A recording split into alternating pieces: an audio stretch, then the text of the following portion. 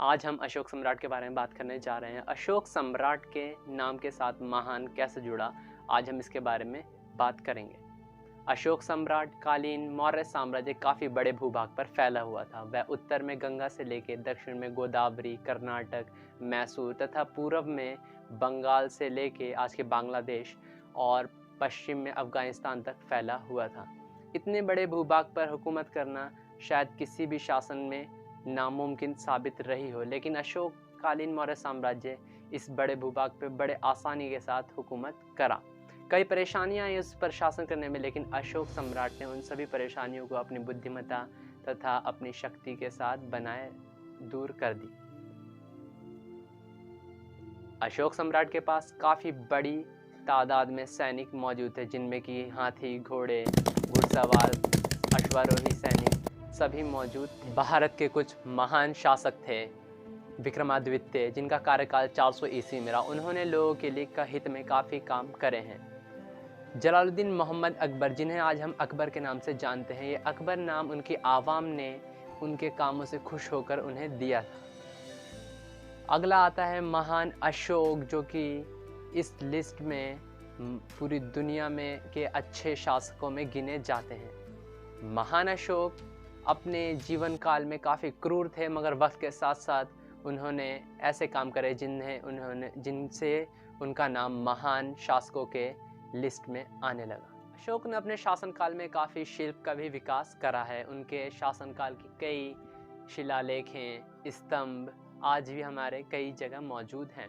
इतने बड़े साम्राज्य पे अशोक हर जगह जाके खुद ही अपने आदेश पारित नहीं कर सकते। इसके लिए उन्होंने स्तंभों पर नक्काशी द्वारा पहुंचाया गया। ये शिलालेख स्थापत्य आज भी नेपाल के लुम्बिनी, अफगानिस्तान, मिस्र, यूनान, पश्चिमी एशिया में आज भी हमें मिलते हैं।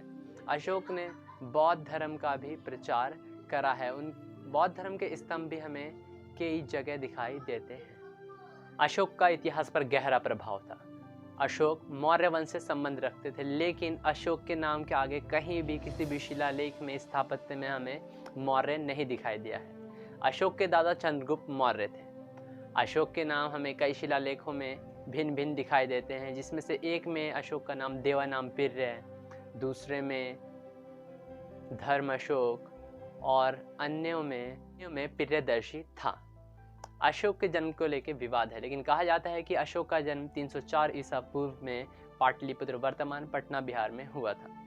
अशोक के जन्म को लेकर काफ़ी कथाएं प्रचलित, जिनमें से एक का कहना यह है कि अशोक की माँ या दादी कोई कुमारी रही होंगी।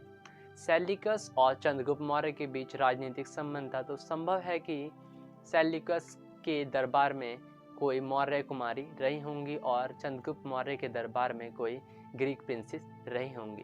प्रमाण नहीं है, लेकिन कहा जाता है कि बिंदुसार ने किसी ग्रीक कुमारी से विवाह करा हो, जिनका पुत्र अशोक था।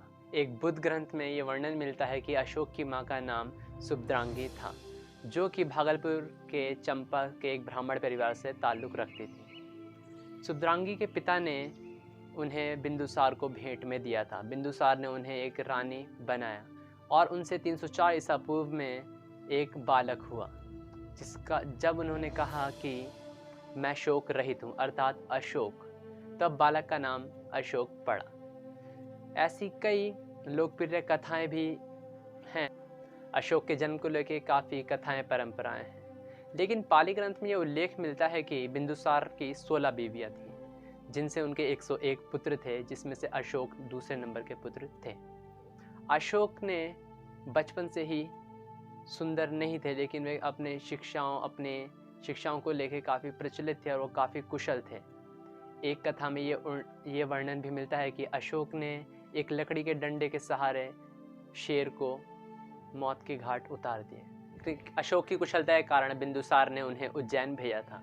अशोक जब विदिशा में ठहरे तो उन्हें एक देवी नामक स्त्री से प्रेम हो गया, तो उन्होंने उसे रानी बनाकर उज्जैन ले गए, जिनसे उनके 2 बच्चे थे।